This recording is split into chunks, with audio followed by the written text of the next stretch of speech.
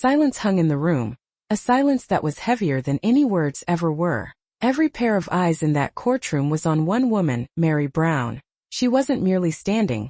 She was standing up to decades of betrayal, broken vows, and a love story that had been turned inside out. Her hands shook a little, but her voice, firm, measured, and laced with all those years of hurt, cut through the dense air like a knife. "Kody Brown," she declared, staring directly at the man she once trusted above all other men in the world, "you cheated me. Not only of money, not only of assets, you cheated me out of my life, my marriage, my family, and my dignity. And today I will demonstrate it." The gasp that issued rippled through the gallery like a tempest storming over peaceful waters. The judge even leaned forward as if sensing that this case was no ordinary family fray. No, it was about truth, betrayal, and the breaking apart of a family who once took unity in God's name. Kody sat rigid in his chair, jaw clenched, eyes blazing with the same hot pride that had characterized him for years. But behind him, Robyn's face revealed another tale: shock, fear, and something that resembled perilously close to guilt. Christine and Janelle, seated on the other side, shared a glance that was not merely supportive, it was knowing. They too carried scars from Kody's broken promises, scars that were finally about to be revealed under oath. And in that moment the stakes couldn't have been higher. This wasn't just Meri's case. It was a trial that threatened to expose every secret the Brown family had tried to bury for over a decade. Because once the truth came out, there would be no going back. The narrator's tone would have been elevated directly from a true crime TV show, repeating the question that was going through the minds of millions of people sitting at home watching. What actually occurred within the Brown family? And how did a saga that started with love, faith, and togetherness become a courtroom war filled with allegations of fraud, betrayal, and heartbreak? For years, sister wives painted the portrait of a man who had dreamed of creating a unified plural family. For wives, 18 children.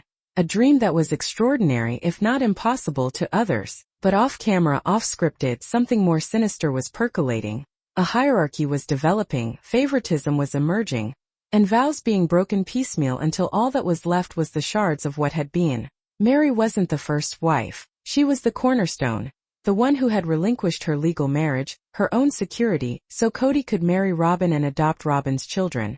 She had made sacrifices in the name of family, but what did she get for it? Isolation, loneliness, and a husband who pulled away not just his affection but his responsibility.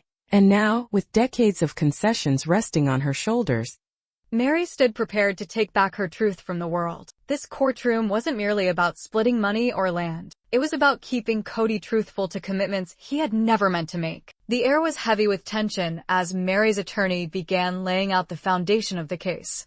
The words fraud and manipulation echoed through the room like a drumbeat, forcing everyone to confront the reality that this trial was about much more than property deeds or tax records. It was about betrayal written into the very DNA of a marriage. Christine fidgeted in her seat, her gaze fixed on Meri with silent solidarity. Janelle's fists cramped, as if preparing to take the stand herself and at last speak the words she had kept hidden all these years. Robyn dropped her eyes, her mouth compressed into a thin line, sure that her name would not remain out of this tale for very long. And Kody? He sat with the stiff immobility of a man who thought, perhaps foolishly, that his charm and assurance would once again serve him. But this was not a family dinner, no living room fight to be dismissed with assurances of working it out. This was court. And in court, evidence is louder than ego. What had Meri found evidence of? What revelations would Christine and Janelle share when they took the stand? And would Kody ever be held accountable for decades of manipulation, or would he spin the tale once more to position himself as the victim? The questions lingered unanswered, fueling the suspense like oxygen feeding a flame. Because the truth wasn't just arriving, it was about to blow. Home viewers could nearly sense the walls of the courtroom drawing together,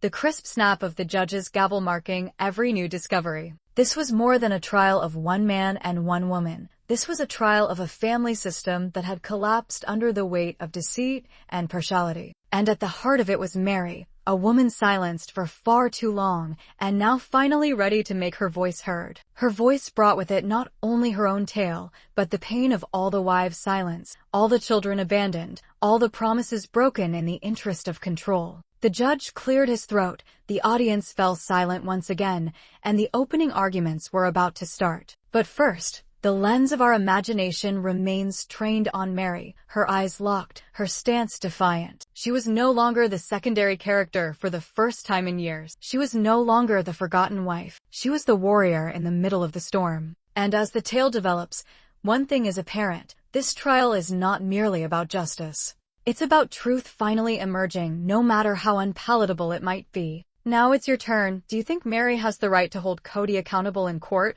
Or is she taking private family matters too far? Let me know in the comments below, because your response will inform how we view everything that unfolds next.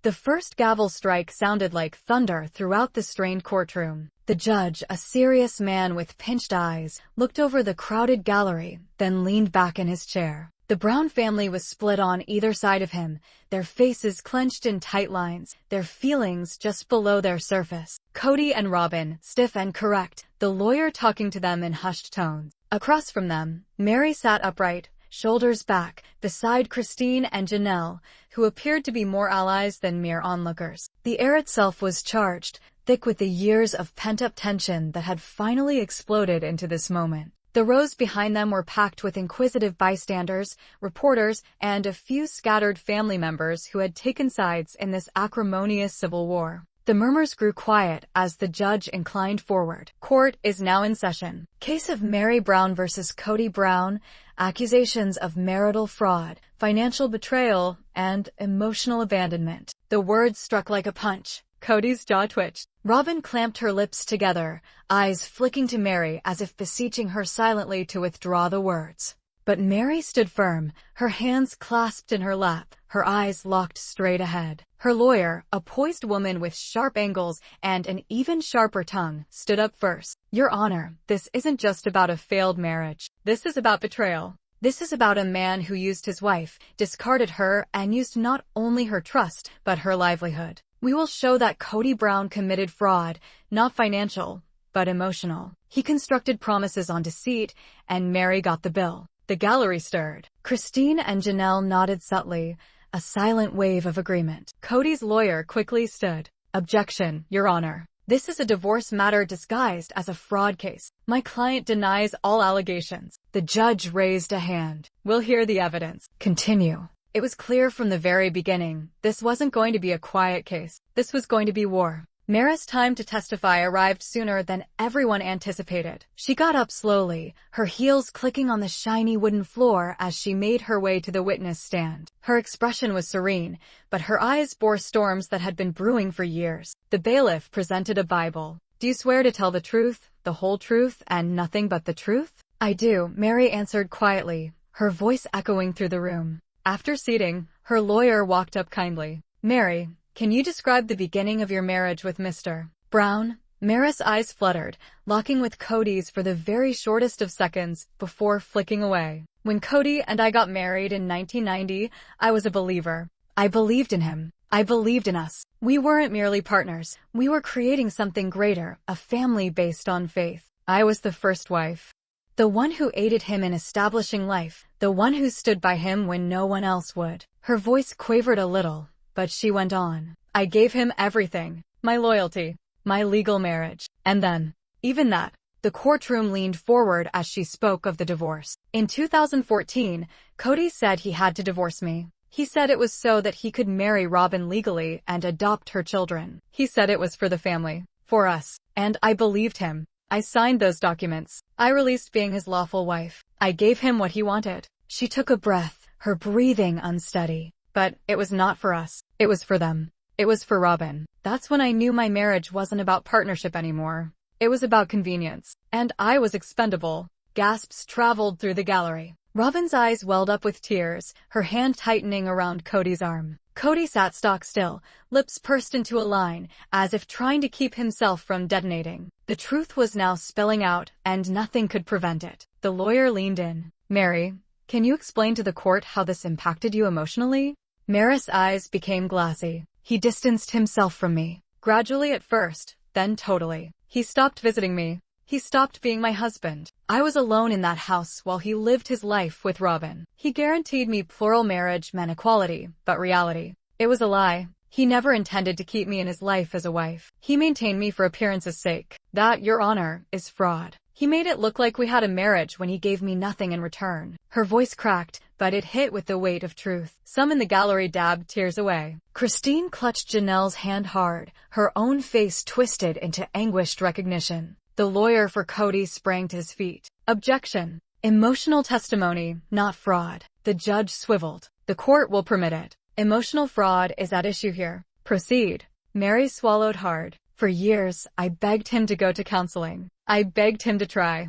And each time, he said no. He said it wasn't worth it. That was when she understood. She wasn't a wife anymore. She was a placeholder. A pawn he used when it was convenient, and discarded when it wasn't. Her voice lowered to a whisper, making the whole room lean in. He took years from my life. And now, I want the truth recognized. The ensuing silence weighed more than any gavel fall. Everyone understood that this trial had just gotten into perilous waters. Kody could not sit still anymore. His attorney whispered to him to remain calm, but Kody's pride was raging. His face flushed red, fists clenched. That's not true. He exploded, his voice shattering across the courtroom like a crack of thunder. I gave you everything. You tore us apart, Meri, not me. You were the one who, Mr. Brown. The judge snapped. Keep your cool or you will be in contempt. The courtroom burst into whispers. Robyn clutched Kody's arm, begging him with her eyes to sit. But the harm was done. His explosion branded him not as an aggrieved husband, but as a man backed into a corner by the facts. Meri sat quietly, her hands clasped together, her eyes fixed. For the first time in years, she wasn't cowering under his voice. She was standing tall against it. And in that moment, viewers could sense it.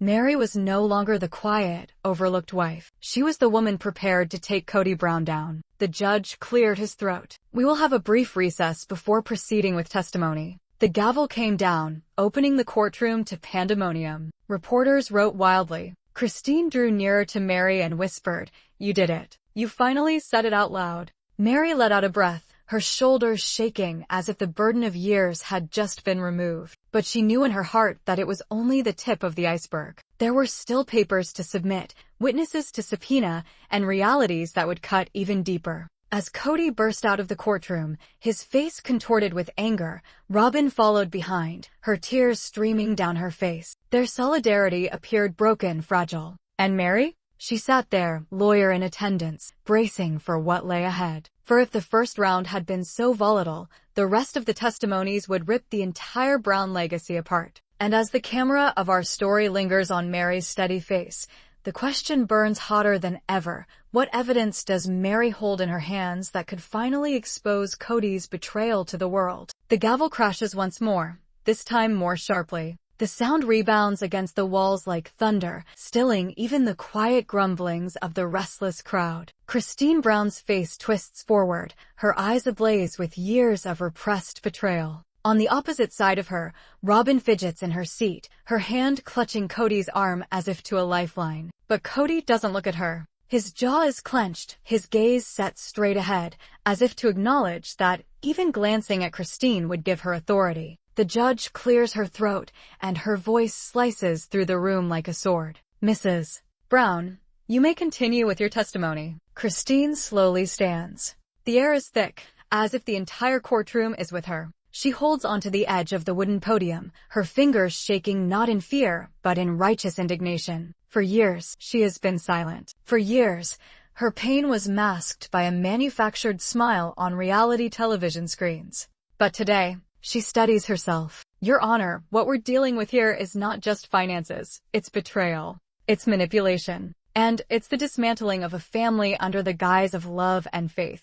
A hush spreads over the courtroom. Even Janelle leans closer, her lips parting slightly as if Christine's voice carries words she's been dying to hear herself. Meri folds her arms tightly, hiding the storm behind her eyes. Christine gestures to Robyn, her voice rising, pointed with urgency. Robyn entered this family with a vow of unity. She entered with a promise of sisterhood. But what she actually desired was control. Control of Kody. Control of the finances. Control of us. Robyn's head shakes wildly, her lips trembling. That's not true, she exclaims, her voice cracking with desperation. I never wanted to take anything away from any of you. Christine doesn't blink, her eyes tighten. Then tell the court why every dollar, Every loan, every piece of property suddenly gravitated toward you once you joined this family. The crowd gasped. A reporter writes furiously like lightning. The truth always manages to crack through the fabrications. Don't blink now, because this is just the start. The judge holds up her hand, silencing the outburst. Robyn is gasping, tears welling in her eyes. But Christine continues, her voice shaking now not with fear, but with controlled anger. I spent decades of my life on this marriage. I had children in a household where I was invisible. And while I was making a sacrifice, while Janelle was making a sacrifice, while Meri was being shut out, Kody was investing all of his passion in her. She points her finger at Robyn. In the woman who disguised herself as our sister, but turned into our executioner. Robyn covers her mouth with her hand, her head shaking. You don't understand, Christine. But Christine interrupts her. You don't get to be the victim in this. You cried your way into every choice, and we let you. Because we thought Kody still loved all of us. But he didn't. He chose you, Robyn. And then you two chose to take everything away from us. The force of her words lingers in the room like a thundercloud about to break. Kody finally speaks. His voice is low, almost a growl. That's enough, Christine. She turns on him, eyes aflame. No, Kody. That's finally done. You've shut me up for years. You gaslit me. You said I wasn't good enough as a wife, that my love wasn't good enough, that my kids didn't deserve as much as hers. She gestures again at Robyn, her breath coming in ragged gasps, but now the whole world gets to see the truth. The courtroom is a pressure cooker, the space between words more constricted than the words themselves. If you believe the storm has reached its climax, you're mistaken. The most astonishing testimony has yet to arrive. The judge waves his hand for order, but the drama will not stop now. Janelle holds up her hand, voice trembling. Your Honor, may I supplement Christina's testimony? The judge pauses. This isn't procedure, but the intensity of the case is undeniable. Proceed, Mrs. Brown, the judge says at last. Janelle stands. She's not combative like Christine. Her voice is softer, more even, but it's tinged with hurt so intense that it cuts even more. Christine is correct. We gave up everything and Robyn received everything. Do you know that I drew on my retirement fund just to assist in paying family bills? And somehow, the money ended up at Robyn's house, not our own. Do you know that Kody forced me to sign off on loans I never really knew about, loans that were going to her, not the family? The immense crowd gasps once more. Robyn openly weeps now, shaking her head, mouthing no, no, no. Janelle gasps for breath, her voice shaking. I love this family. I wanted it to work. But I can't deny it anymore. The fact is, Kody left us the day Robyn came into the picture. And we all suffered. Her words land on the air like a sledgehammer. Even Christine looks at her, her own face relenting with recognition. Meri's eyes fill with tears, but she remains mute, her jaw clenched. Kody bangs his fist on the table. Stop distorting this. I never left anybody.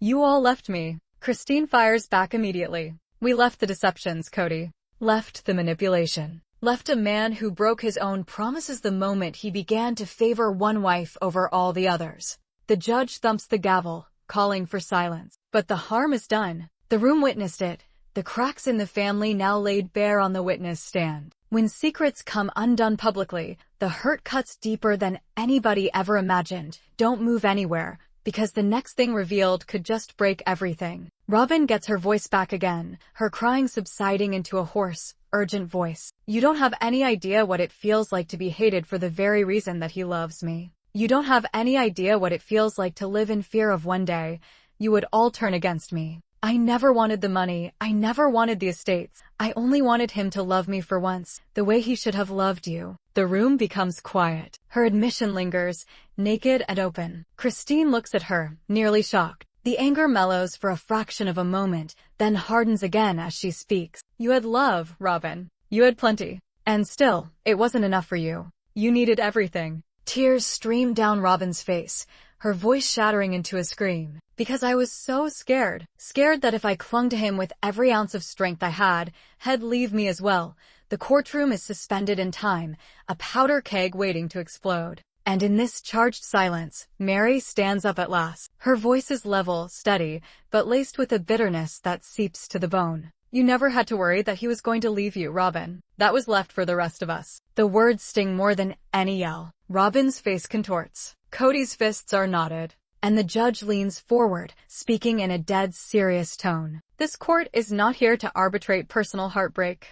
But if what these women are saying is true, then we're not just dealing with emotional betrayal. We're dealing with fraud. And I will scrutinize every receipt, every document, every signature. Gasps run through the room. The case has changed from family heartbreak into legal jurisdiction that could ruin everything. Kody's face pales. Robyn's tears stop. Christine, Janelle, and Meri look at one another, a combination of vindication and fear. For now, the true fight is about to start. You believe the drama has reached its peak? Not even close. The next evidence that surfaces will flip this whole case around. And that's when the judge calls a recess. The courtroom itself is a different place today. Constricted. The air heavy with suspicion, like all of them can feel something major is to happen. Robyn enters slowly, her heels clicking against the spit-shined floor, her own eyes already brimming with tears. She holds a wad of folded paper in her hand, though no one but she has an idea what it might contain. Christine,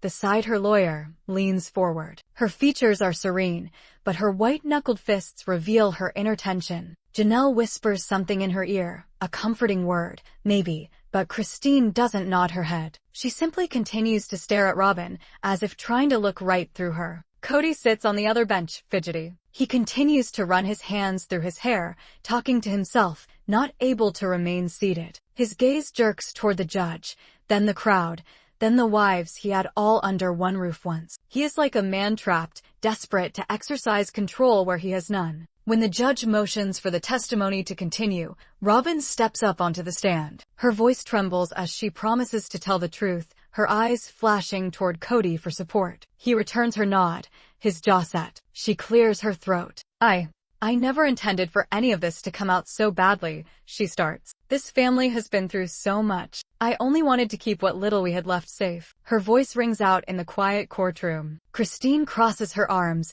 lips set tight. Meri has her arms folded, eyebrows scrunched up, not believing one word. The attorney strides back and forth. Mrs. Brown, he says cautiously, you're holding a sheet of paper in your hand. Would you kindly tell the court what it is? Robyn hesitates. She holds onto it like it's the last lifeline she's got. Her voice breaks. It's proof. Proof that Kody and I weren't keeping money under the table to be selfish. We were. She's unable to finish. The silence that follows is deafening. The lawyer takes a step closer. Show the court. Slowly, her shaking hands unfold the paper. She places it on the evidence table. The room is filled with gasps. It's a bank statement. Large transfers, secret accounts, money transferred in names unknown. Christina's mouth hangs open. Janelle breathes softly, oh my God. Kody jumps to his feet. That's not what it looks like. His voice rings out over the courtroom, bouncing from the wooden walls. The bailiff steps in, trying to wave him down, but Kody doesn't want to sit at first, his rage flowing like wildfire. At last, the judge brings down the gavel, commanding order. And just when you think the truth is out, the courtroom reminds everyone, there's always another secret waiting to surface. Robyn appears shattered. Her hands shake uncontrollably as she attempts to clarify. The account was never for me. It was never for greed or luxury. It was for survival. We had no idea how long the money was going to hold out, and Kody told me it was the only thing to do. Christine springs up in her seat. For survival? She exclaims. Robyn, while the rest of us struggled, while Janelle peddled jewelry and I put in double shifts, you were siphoning money into a hidden account? The courtroom erupts into whispers. Even the judge lets the moment catch its breath, his eyes squinting as he watches the unraveling pandemonium. Robyn buries her face in her hands, weeping. Kody, his face red with anger, leans forward. You don't get it. I had to keep the family going. If I'd told you all, you'd have ripped me apart. Christine interrupts him, her tone slicing through the air. No, Kody. You didn't trust us. You didn't offer us a choice. You betrayed all of us. The import of her words is heavy. Even Meri, the reluctant one, says, under her breath, she's right. The judge bends forward, gavel in hand but not yet raised. His voice is measured. This testimony, this statement alters everything. And until this court is absolutely certain where these funds have originated and how they've been spent, we cannot go on any further. A buzz runs through the gallery. Some spectators pull out their phones, whispering to each other. The case, already infamous, has just cracked open even wider. Christine's lawyer seizes the opportunity. Your Honor, with your permission, we'd like to subpoena all financial records from the last 10 years tied to Mr. and Mrs. Brown. Kody slams his hands on the table. No, that's private. That's family business. But the judge shakes his head. It's no longer family business, Mr. Brown. It's evidence. Kody sinks back in his chair, the color drained from his face, his rage crumbling into fear. Christina's eyes glint, not with victory, but with something deeper, something darker. A flame that shouts this battle is far from won. But suppose the papers disclose more than secret cash? Suppose they reveal the type of treachery no one in that courtroom is prepared to hear? The gavel comes down. The hearing recesses. But nobody rises. Not Robyn, not Kody, not Christine. It is as if the walls of the courtroom itself are clutching the secrets close, refusing to release them. And as Robyn at last exits the stand, her face smudged with tears, Christine sees it. There is no anger for the first time, only ruin. Each woman is aware that the storm has just started. The courtroom is a different place today. It's thick, almost claustrophobic, as if everyone can feel the storm brewing that will soon unleash itself. Christine sits at the plaintiff's table, her complexion waxy but controlled. Robyn, seated at the defense table, fidgets with her hands in her lap, her own eyes flicking in nervous glances toward the door. The atmosphere is charged because today's witness is someone nobody saw coming, Gwen Brown. The instant that Gwen pushes through the double doors, murmurs spread throughout the gallery. She's youthful, volatile, and her very presence is a provocation to her father and to Robyn. Christine appears both shocked and relieved, her eyes relaxing as though a lifeline has materialized out of nothingness. Robyn, however, stiffens, her lips compressing into a tight line as her face pales. The judge clears his throat. Gwendolyn Brown, approach. Gwen approaches the stand, and her voice does not tremble. I never meant to be here, she confesses, looking at her mother, Christine. But I can't be quiet any longer. Too much has been kept secret. The courtroom freezes. All ears are leaning in to hear her next sentence. I grew up seeing my mom struggle, Gwen goes on, speaking with growing force. We all did. But what we did not know is how far the betrayal went. My father and Robyn weren't just covering for themselves, they were siphoning off money, lying about bills, and leaving the rest of us with zero. And I've seen the evidence. Gasp after gasp rings through the room. Christine has her hand clapped over her mouth, frozen in shock. Robyn tenses in her seat, shaking her head. That's not true, she whispers to herself, but her voice quavers, revealing fear. Christina's attorney stands, slipping a sheaf of papers onto the bench. These are bank records, Your Honor. Legally obtained, with Ms. Brown's help. They indicate large withdrawals and deposits into accounts completely under Robyn Brown's control. The rustling of papers is cacophony in the silence. The judge leans forward, his eyebrows furrowed. Brown, he says to Robyn, do you challenge these records? Robyn's voice shudders. I don't even know where those came from. This is Christina's manipulation. It has to be. But Gwen doesn't waver. She edges closer to the microphone. It's not manipulation. It's the truth. And Dad knows it too. She glances over at Kody, who's been oddly silent at the defense table. His face, quick to anger normally, is tense and unreadable. The quiet is intolerable, as though the whole room is holding its breath for Kody to blow. But he does not. Instead, he bangs his fist on the table and growls, this is a setup. Gwen, you don't know what you're talking about. For the first time, Gwen's equilibrium collapses, her voice cracking. I do, Dad. I witnessed the bills adding up as you explained there wasn't enough money. Meanwhile, Robyn had a new home, new vehicles, and hidden accounts. You lied to us. You lied to me. Christine blinks her eyes shut, her face etched with pain and pride at the same time. She never wished for her daughter to be in the middle of this, but Gwen's courage electrifies the room. The judge raps his gavel in an attempt to restore order, but it is barely enough to hold back the pent-up tension. This court will take a recess, he announces, and when we reconvene, we will resume with this testimony. I strongly advise everyone to compose themselves prior to proceeding. The gavel comes down, but none of them move immediately. The gallery hums with the sounds of whispers, pens scratching across paper. Christine glances over at Gwen with tears brimming in her eyes, mouthed words of thank you. Robyn, shaking and pale, clutches the edge of the defense table as if it's the sole thing holding her together. She speaks in a frantic whisper to Kody, his jaw clenched so hard it appears painful. He doesn't glance her way. Ever. As the courtroom empties, it seems like something irrevocable has occurred. Gwen's testimony hadn't merely damaged Robyn's defense, it blew it apart. And the consequences are only just starting. But if you thought that Gwen's testimony was a bombshell, wait until you see what happens when Robyn herself comes on the stand. The air is charged when the judge summons everyone back from recess. The audience hasn't dispersed. If anything, there are more people crowding the benches, starved for what is to follow. Christine sits up a little straighter, Gwen next to her, a still but unbreakable presence. On the other side of the aisle, Robyn wipes her shaking hands with a tissue, her cheeks red from stifled tears. Mrs. Robyn Brown, the judge says sternly, please stand. All eyes turn as Robyn stands. Her heels tap on the floor in the complete quiet, the noise echoing like a countdown. She takes her seat in the witness chair, nervously wringing her sleeve. The clerk administers the oath, and Robyn barely speaks above a whisper when she says, I do. Christina's lawyer does not hesitate. He pushes forward, waving Gwen's bank statements in his hands.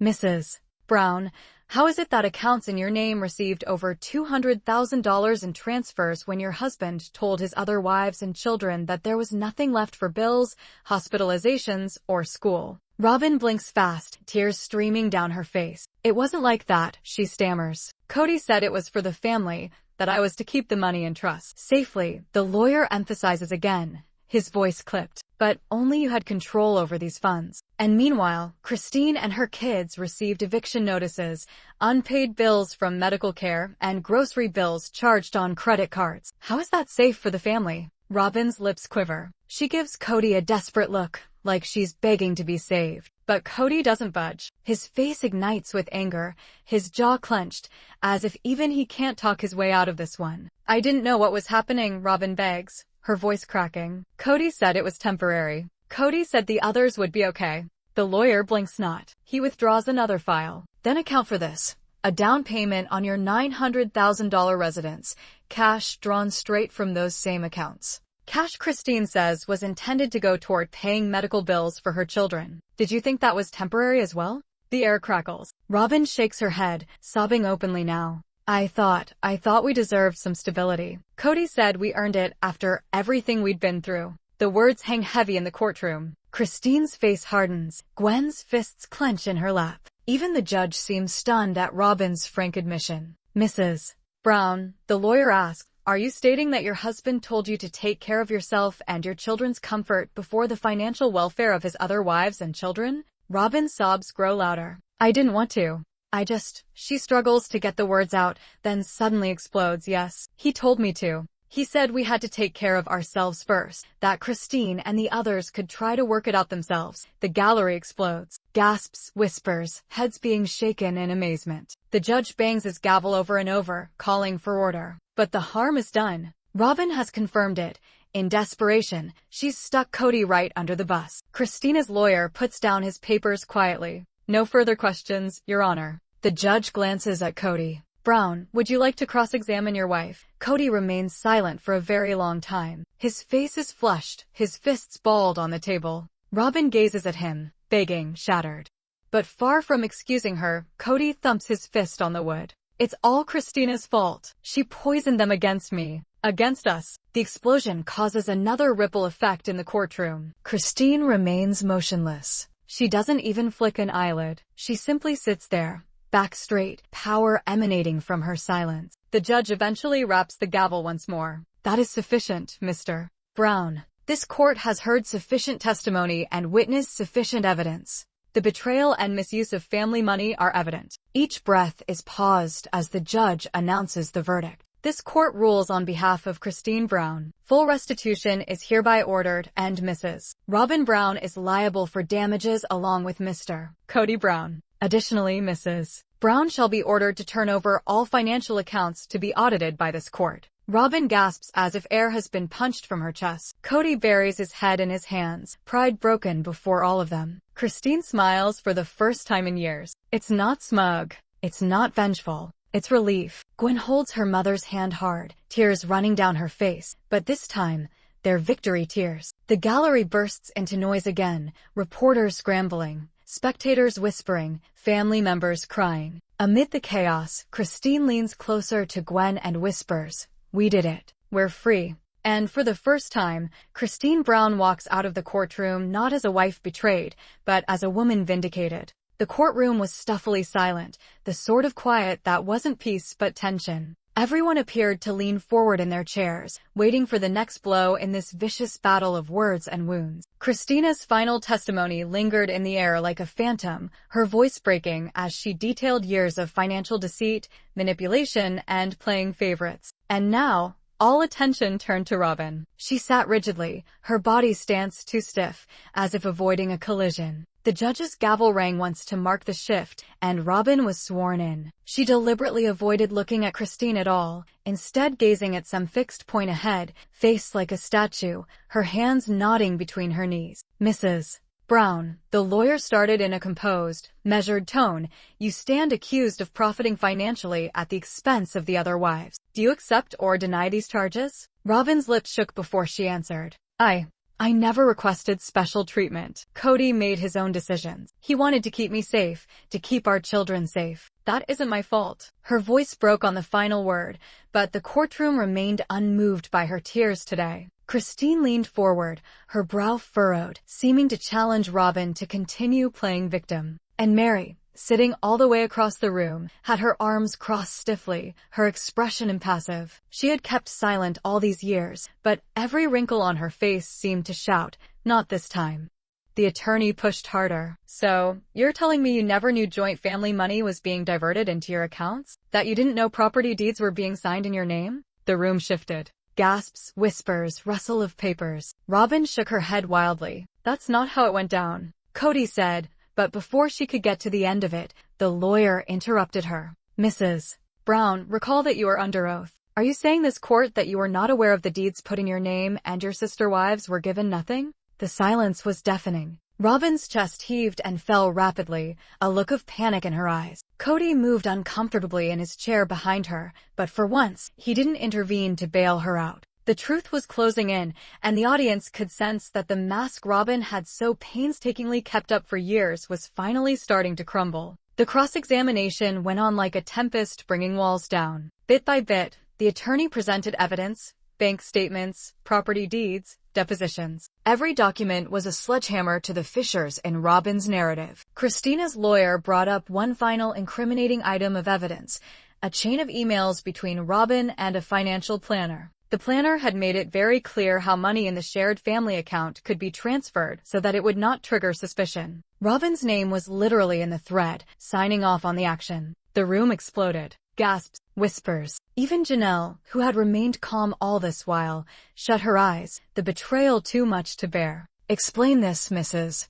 Brown, the lawyer instructed, brandishing the email. Were you not privy to this discussion either? Robyn's face went pale. She stuttered, her words barely above a whisper. I didn't. It wasn't. It's not what it seems. Christina's lawyer gave the coup de grace. It looks precisely like what it is: deception, fraud, and betrayal. At the cost of every woman who believed in you. The judge's eyes narrowed. The burden of the accusation hung. And Christine, who couldn't help herself, breathed quietly enough so the jury would hear. We trusted you, Robyn. We all did. And you ruined everything. This was no longer merely about money. It was about the destruction of a family, the breakdown of trust, and the open sore of betrayal that could never be reversed. For an instant, Robyn's mask slipped entirely. Her tears weren't calculated anymore, raw, broken ones. She glanced up at Kody, but his face was turned away, hard, remote. It was the first time she wondered if he would protect her from the storm this time. Please, Robyn stammered, facing the court again. I didn't do it. I didn't want it to be like this. Kody said this was the only way we could stay safe. He said the other ones didn't care, that she caught herself, too late realizing what she had confessed. Christina's eyes blazed. Janelle leaned forward abruptly. Meri threw up her chin. For with those words, Robyn had inadvertently yanked Kody into the flames. And the courtroom, which had been fixed on Robyn, abruptly turned its attention like a tsunami, directly on Kody Brown. The wave of this trial had just changed, and now Kody himself was in danger of being pulled under. The courtroom atmosphere changed like a storm front. Robyn's slip had opened the dam wide, and everyone sensed the current flowing in a different direction. The judge adjusted her glasses, her eyes narrowing as she turned her attention to the man who had sat smugly quiet for so much of the trial. Kody Brown, she stated firmly, her gavel striking once. It appears your name has been now directly invoked into this issue. You will stand. For the first time in all trial, Kody appeared agitated. His jaw clenched, his face reddened, but it wasn't an option to say no. Making a show of exhaling loudly, he stood up from his chair, walking to the witness stand with the confidence of a man who believed intimidation was still strength. But the jury was a family he could not dominate, and the wives were women he could no longer shut up. As he stood, lifting his hand to take the oath, Christina's gaze fixed on him. She had been waiting years for this time. Janelle set her face in hard determination. Meri just crossed her arms, her silence more vocal than words. The lawyer didn't hesitate. Brown, you have been charged with making financial decisions that were aimed at benefiting Robyn at the expense of your other wives. Do you deny these charges? Kody sat forward, his words thundering with the familiar blend of bravado and rage. I did not take anything. I made decisions to safeguard my family. If the rest of you couldn't deal with those decisions, that's not my fault. Leadership does not always occur fairly. It's required. The words land like fire to gasoline. Christina's jaw falls, Janelle's eyes blaze with rage, and even some of the jurors nod their heads in disgust at his hubris. Kody had just confessed what everyone suspected. He envisioned himself as the sole authority, rather than an equal partner. The lawyer pushed harder. So when money moved from joint accounts to Robyn's individual property holdings, are you implying those were your necessary leadership decisions? Kody's face flushed. His voice rose. You don't realize what it's like to be married to 4 wives, to have that kind of responsibility. I had to defend the wife who was loyal. The rest, he caught himself, too late, where his rage was leading him. Christina's voice sliced. The rest of us, Kody?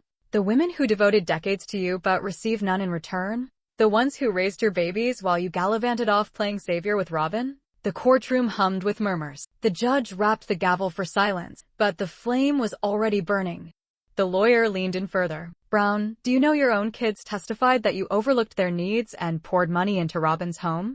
That's not leadership. This is favoritism. Or fraud. Kody erupted. He slammed his hand on the stand, eyes flashing. My children don't know.